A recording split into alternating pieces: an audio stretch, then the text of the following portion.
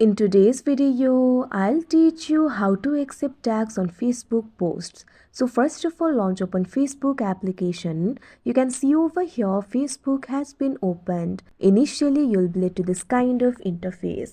So if you have enabled the option for reviewing the tags, you'll be able to get the notification every time someone tags you. So if you want to accept it, what you have to do is check the notifications. For that, tap on the notification icon that you can see on the screen.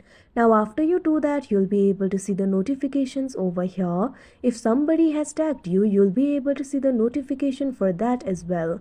Right now I do not have any such notification, but I'll tell you what to do. In that particular notification, you'll be able to find two options: accept, hide. Simply tap on the accept option. After you do that, that particular tag will be accepted and it will appear on your profile. So like this, you'll be able to do it. So that is how you accept tags on Facebook posts. I hope you found this video helpful. Thank you for watching.